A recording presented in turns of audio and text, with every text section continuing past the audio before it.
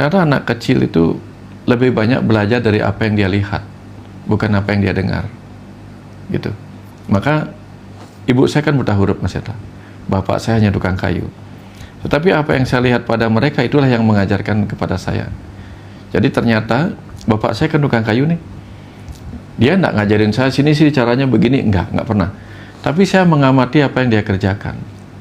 Dari apa yang saya amati, ternyata itu terekam di batin bawah sadar saya. Oke. Pesan sangat penting yang saya ingat dari ibu saya adalah apa? Sadari dirimu, kamu bukan siapa-siapa. Kamu bukan orang yang punya, kamu bukan orang gini. Sadari, ingat, jangan sombong dan sebagainya. Kira-kira seperti itu. Nah, itu yang terekam, sehingga apapun pencapaian-pencapaian berikutnya tidak bisa menggantikan pesan penting bahwa saya harus tetap menjadi diri saya yang seperti ibu saya ajarkan.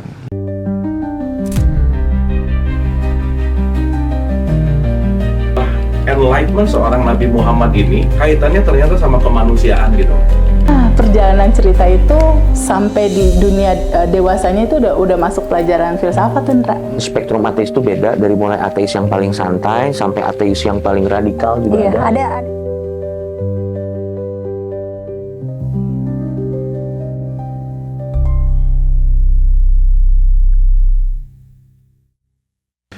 Baik teman-teman semuanya, kita kembali lagi belajar bersama dengan Bapak Wayan Mustika, guru kita semuanya. Saya ingin menggali, mengeksplor kira-kira Pak Wayan mungkin akan kita minta tolong untuk bercerita masa kecilnya itu seperti apa gitu, tinggal di Bali gitu. Seperti apa lingkungan tempat Pak Wayan tumbuh gitu. Mungkin dimulai dari situ gitu, karena ingin tahu, kita semuanya ingin tahu gitu, seberapa besar kemudian lingkungan itu berkorelasi dengan kualitas seseorang ketika udah dewasa gitu. Ya, gimana itu Pak? Pertama, saya ada di lingkungan, kan anak pantai Mas Enta. Saya ada di lingkungan anak nelayan. Jadi sebagai anak nelayan tentu kami selalu bersatu dengan alam, bermain ombak. Cuman waktu itu kita tidak membaca pesan-pesan apa yang ada pada ombak, pada samudra, pada pantai. Kita tidak membaca itu. Cuman menikmati sebuah kemandirian di situ. Kemandirian. Jadi diizinkan kami mandiri. Karena orang tua sibuk mencari nafkah. Ibu saya dulu waktu saya kecil cuman penjual kayu bakar. Dari Kuta ke Denpasar 10 km naik sepeda. Jadi masa kecil saya SD itu ngumpulin kayu bakar. Kemudian ibu saya juga punya pinjaman-pinjaman utang. Sehingga dari situ kemudian saya paham susahnya jadi orang tua. Karena setiap kali ibu bisa mengumpulkan uang, saya yang disuruh membayarkan utangnya. Jadi saya yang mencatatkan 1, 2, 3. Jadi setiap kali membayar utang itu hitungannya ribuan. Jadi kalau bayar 3.000 ya saya conteng 3 kali, 1, 2, 3. Kadang cuma bayar 1.000 di zaman itu Mas Hendra. Sehingga sangat paham, jadi orang tua itu lumayan berat. Jadi orang tua itu juga memiliki masalah-masalahnya tersendiri. Kebutuhan akan biaya hidup, kebutuhan sekolah, kebutuhan agama, kemudian upacara-upacara itu, kebutuhan bersosialisasi dalam kehidupan masyarakat. Jadi di situ saya paham Mas Hendra, hidup sosial ini membuat kita bisa mendapatkan nasihat-nasihat dari banyak orang. Orang tua saya mungkin sedikit memberi saya nasihat, tetapi saya bisa mendapatkan nasihat dari orang-orang tetangga, orang-orang lain gitu. Karena di Bali itu namanya kampung tradisional ya. Tetangga itu boleh memberitahu anak kita, ya, kalau dia salah gitu. Atau zaman itu di rumah saya, masing-masing rumah itu ada namanya lompong. Lompong itu artinya sebuah ruang kita bisa pergi ke rumah tetangga. Ya, tidak usah lewat tembok. Kita pergi ke rumah tetangga untuk minta makan di situ kalau kita nggak punya makan. Jadi kita sama-sama saling menjaga. Nah, ketika saya mulai SD kelas berapa, ketemu lagi cerita di awal tadi tentang toleransi, bagaimana kita dengan orang-orang beragama lain itu seperti saudara, Mas Eta. Tidak ada saling membenci, tidak ada saling memikirkan perbedaan, enggak, kita sama-sama aja gitu. Nah, kemudian masa kecil yang penuh kesulitan itu membuat saya mengerti bahwa kesulitan itu hal yang biasa, Mas Eta. Jadi ketika susah makan, jadi karena nggak ada makanan yang layak dimakan misalnya, itu hal biasa aja bagi saya. Tidak terlalu spesial. Maka ketika dalam penderitaan kita bisa menemukan rasa syukur, maka di dalam kecukupan pun kita bisa jauh lebih bersyukur, Mas Hendra. Itu yang saya dapatkan di masa-masa kecil saya. Tapi kan sebagian orang itu jalan hidupnya dipengaruhi oleh kedua orang tuanya, Pak. Ya. Seberapa besar kemudian pengaruh ayah bundanya Pak Wayan dulu waktu kecil gitu, sehingga bisa melahirkan Wayan Mustika seperti saat ini? Gitu. Yang saya dapatkan pengetahuannya baru sekarang belakang-belakang ini, Mas Hendra. Ternyata anak kecil itu lebih banyak belajar dari apa yang dia lihat, bukan apa yang dia dengar, gitu. Maka ibu saya kan buta huruf, Mas Hendra. Bapak saya hanya tukang kayu. Tetapi apa yang saya lihat pada mereka itulah yang mengajarkan kepada saya. Jadi ternyata bapak saya kan tukang kayu nih. Dia enggak ngajarin saya sini sih caranya begini, enggak pernah. Tapi saya mengamati apa yang dia kerjakan. Dari apa yang saya amati, ternyata itu terekam di batin bawah sadar saya. Oke. Satu ketika saya harus mengerjakan hal yang sama, tiba-tiba saya terlatih sendiri oleh alam itu. Dipaksa oleh alam untuk bisa mengerjakan, sehingga saya bikin mebel sendiri untuk kamar, bikin dipan, bikin lemari sendiri gitu, bikin meja, bahkan bikin kursi sendiri gitu, sesuai dengan yang saya mampu. Ketika saya melihat ibu saya bagaimana dia sangat apa namanya, istilahnya orang Bali, Mas ya, sangat bersahaja, karena itu pesan sangat penting yang saya ingat dari ibu saya adalah apa? Sadari dirimu, kamu bukan siapa-siapa. Kamu bukan orang yang punya, kamu bukan orang gini. Sadari, ingat, jangan sombong dan sebagainya. Kira-kira seperti itu. Nah, itu yang terekam, sehingga apapun pencapaian-pencapaian berikutnya tidak bisa menggantikan pesan penting bahwa saya harus tetap menjadi diri saya yang seperti ibu saya ajarkan. Gitu. Karena jarang-jarang ibu mengajarkan sesuatu. Kemudian yang kedua, ketika saya melihat bapak saya bisa mengerjakan apa saja, Mas Hendra. Okay. Tukang kayu bisa, tukang bangunan bisa, nelayan bisa, banyak hal yang bisa dia kerjakan. Yang saya pilih waktu itu menjadi diri saya adalah saya pun harus bisa mengerjakan banyak hal. Maka saya berlatih banyak hal, Mas Hendra. Saya sengaja setiap melihat orang lain bisa ini, saya harus bisa. Nah, tambahannya adalah bapak saya jarang saya lihat membaca kecuali baca Bobo. Baca? Bobo, majalah Bobo. Oh, tahu. Tujuannya untuk mencari pesan nomor togel di situ. Aduh. tapi menariknya dia begini. Gara-gara dia nyari nomor togel, saya punya kesempatan untuk baca. Enggak nyari nomor togel, gitu. Cuman nyari majalah-majalah itu. Itu membuat saya tertarik untuk terus membaca, Mas Hendra. Tertarik membaca banyak hal. Sampai kemudian ketika dibuatkan meja oleh bapak, saya masih SD kan, di meja itu saya tulis, belajar terus sampai mati. Itu yang saya tulis sebagai moto saya waktu itu, waktu kecil. Jadi gara-gara saya memang haus pada pengetahuan, ini membuat saya tidak pernah merasa bahwa apapun yang saya ketahui itu adalah segalanya, belum. Yang saya tahu adalah segalanya itu belum saya ketahui gitu.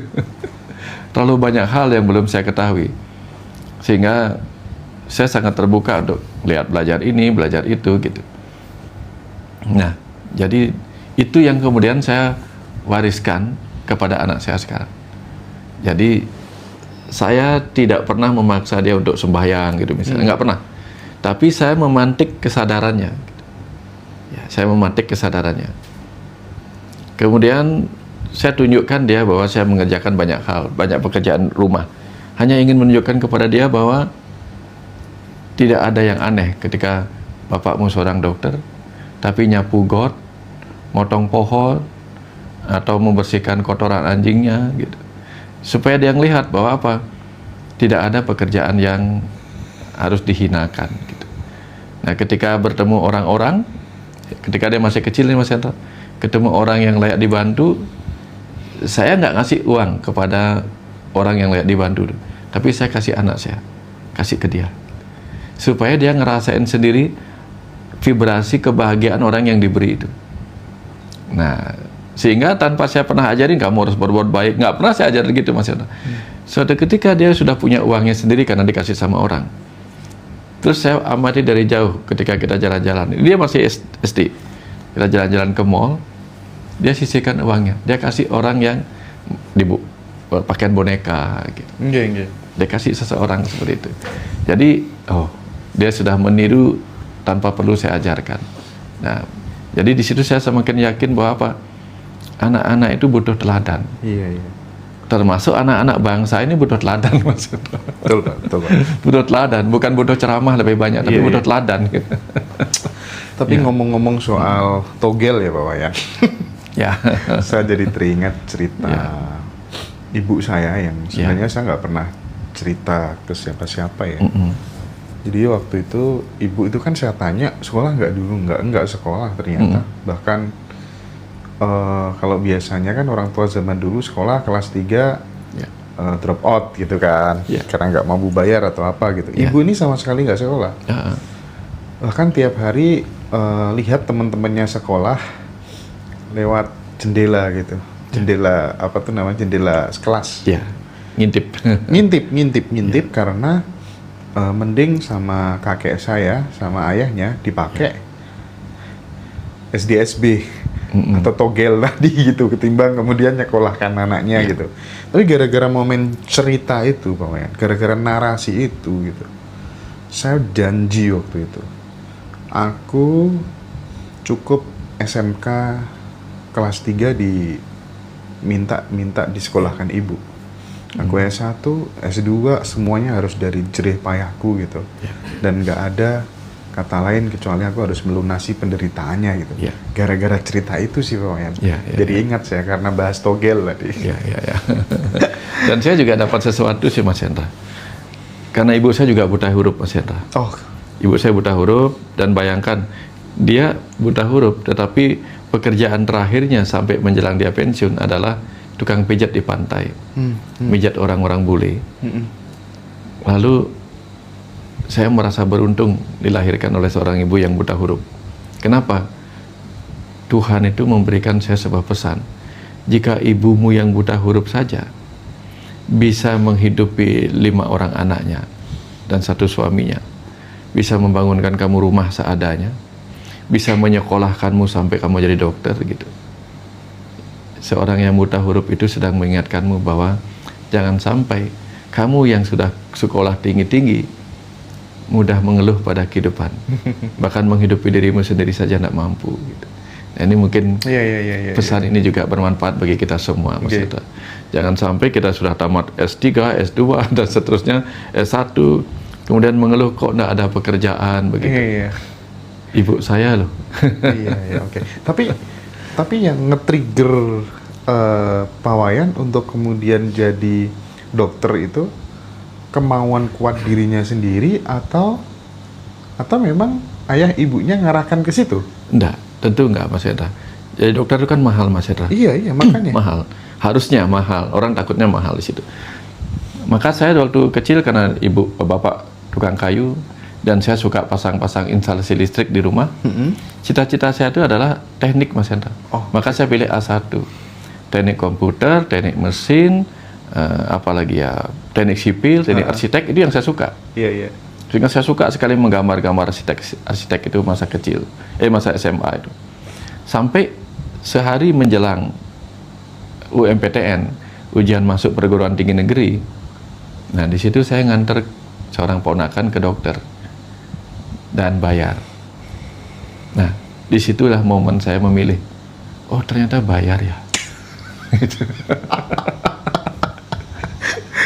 Ternyata ke dokter itu harus bayar ya. Karena waktu kecil saya kalau luka itu perginya ke ada saudara. yang seorang mantri tahu Mas Hendra? Iya, tahu. Ya, mantri itu kemudian sering merawat kami, merawat kalau saya luka, robek gitu. Oke. Nggak ada bayar. Iya. Tapi ketika saya ketemu dokter, kok bayar? Nah, sejak itulah saya putuskan, kalau begitu besok saya jadi dokter aja, gitu. Supaya bisa menggratiskan. Itu. Oke. Itu, Mas Hendra. Sampai sini dulu, Pak. Momen apa yang membuat seorang Wayan Mustika kecil itu gampang sekali berempati kepada orang-orang yang membutuhkan? Karena dari case tadi yang melihat orang ke dokter bayar, terus kemudian tergerak untuk jadi dokter, itu kan dari kecil sudah punya rasa empati yang tinggi gitu. Apakah itu diwariskan oleh orang tua atau memang dari proses belajar sendiri? Melihat, lagi-lagi melihat Mas Hendra, melihat, mendengar.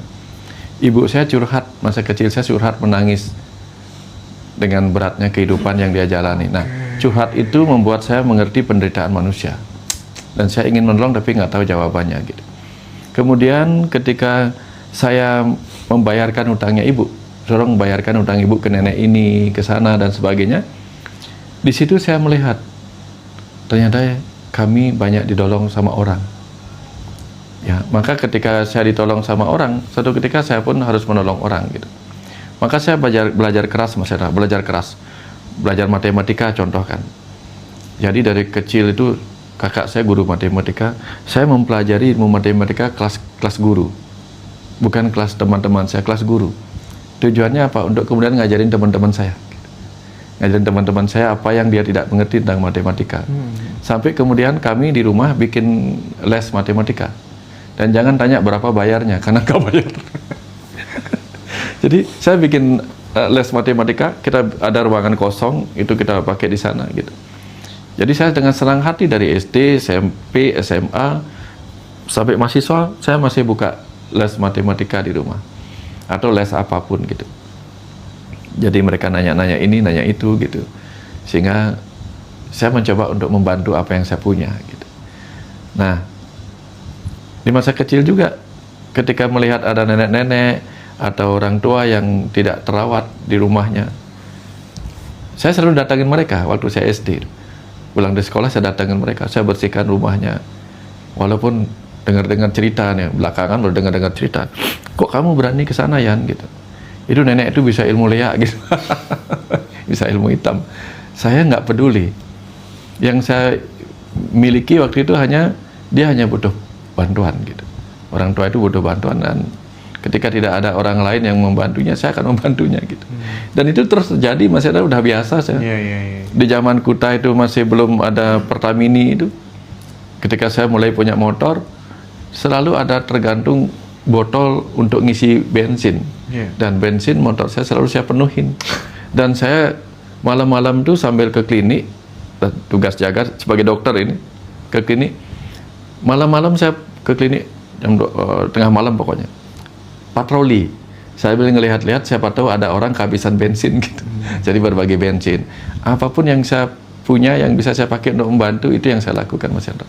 Dan ini saya rasa ini pengaruh dari orang tua, walaupun tidak diajarkan secara lisan. Langsung ya.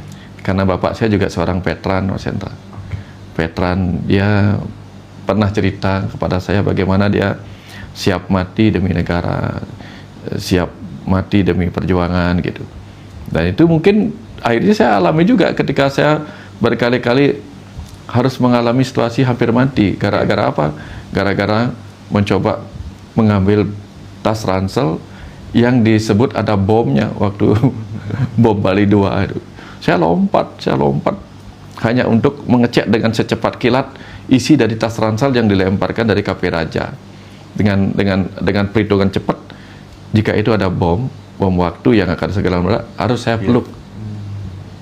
Jangan sampai yang sekitarnya mati. Gitu. Itu aneh-aneh, Mas. Tapi itu artinya memberikan gambaran bahwa penderitaan di masa kecil, kita mengalami tinggal di sebuah lingkungan yang kurang ideal, keluarga yang pas-pasan, itu justru melahirkan anak-anak yang punya empati dan kasih sayang kepada sekitar gitu. Persis. Bang Wayan, ya. Persis Mas Hendra. Karena kita merasakan sendiri bagaimana kita bahagia ditolong sama orang lain gitu. Sehingga kita juga ingin memberi kebahagiaan yang sama kepada orang yang kita tolong gitu. Iya.